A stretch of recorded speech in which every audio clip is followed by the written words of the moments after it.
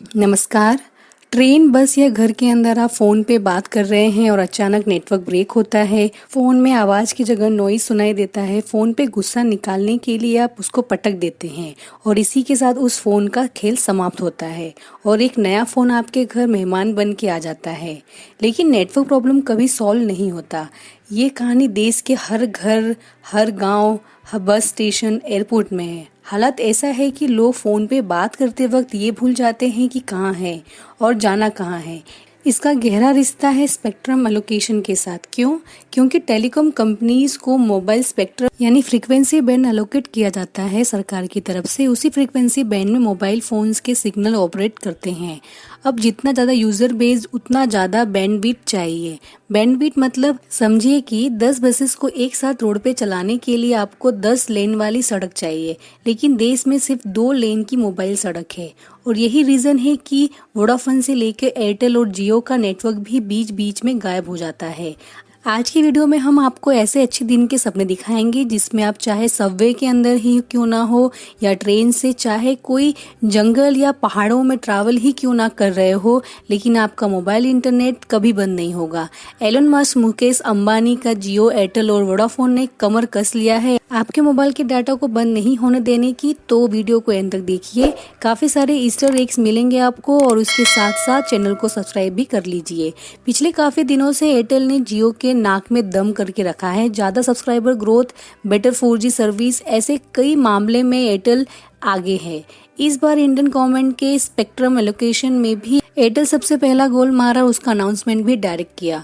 Airtel ने 18,699 crore INR से 355.45 MHz के स्पेक्ट्रम खरीदे हैं। ये स्पेक्ट्रम 800 MHz से लेकर 2400 MHz तक के बीच में है। इसका मतलब क्या है? सीधे शब्दों में बोला जाए तो इस स्पेक्ट्रम में एयरटेल ने इसलिए पैसा लगाया है क्योंकि ये इंडोर रिसेप्शन अच्छा देती है। Mountains, rough train, forest area में बैठकर पेनिट्रेट करती है और यही रीज़न है कि एयरटेल ने बड़ा अनाउंसमेंट करके ये कहा है कि इस स्पेक्ट्रम की खरीदारी से वो आने वाले दिनों में इंडिया के number 1 4G and 5G provider बनेंगे।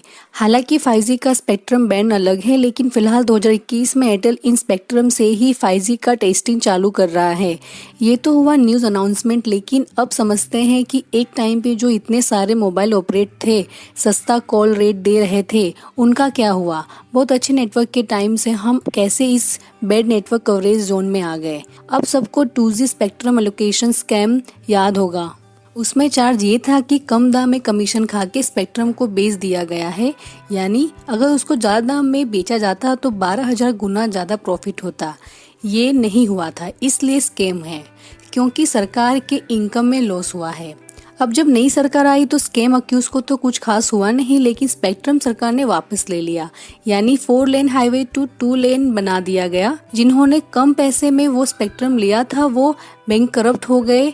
यूनिनॉर, आरकॉम का नाम तो सबको पता ही होगा, और सरकार ने बाद में उसी स्पेक्ट्रम को ज्यादा दाम में बेचा, जिसको बड़े प्लेयर जैसे मुकेश अंबानी ने 3G लॉन्च के टाइम खरीदा और फ्री में इंटरनेट दे के देश का मन धन धनाधन कर दिया। इसी तरीके से इस बार 5G का स्पेक्ट्रम एलोकेशन हो रहा है और इसी में एयरटेल ने पहली बाजी मारी। हालांकि 700 MHz के आसपास के बैंड में सरकार ने अभी भी प्राइस इतना चढ़ा रखा है कि उस पर कोई बीड नहीं आया, यानी एक घर खाली पड़ा है, लेकिन मकान मालिक इतने पैसे मांग रहे हैं कि कोई घर ले नहीं पा रहा। जैसे मुंबई एंड मेट्रोस की रियल एस्टेट इंडस्ट्री के सीन है। इसी बीच यूएस के अरबपति एलोन मस्क की कंपनी स्टारलिंक ने इंडिया में अपना सैटेलाइट इंटरनेट लॉन्च करने का प्लान अनाउंस किया है। ये एक अनोखा इंटरनेट प्रोवाइडर है जो स्पेस में ऑर्बिटिंग सैटेलाइट्स के जरिए हाई स्पीड इंटरनेट प्रोवाइड करेगा। अब समझ लीजिए कि इसके क्या फायदे होंगे। 2021 के एंड तक 12,000 सैटेलाइट स्पेस में लो अर्थ ऑर्बिट्स पे होंगे। ये 300 Mbps के स्पीड से इंटरनेट सर्विस प्रोवाइड करेगा।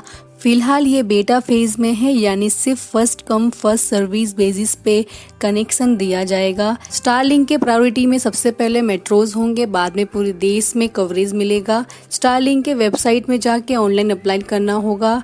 99 का डिपॉजिट फ्री है जो रिफंडेबल है। ये कॉस्ट है इक्विपमेंट का जो स्टारलिंक आपके घर में इंस्टॉल करके जाएगा। अगर आपको पसंद नहीं आया तो आप रिटर्न कर सकते हैं।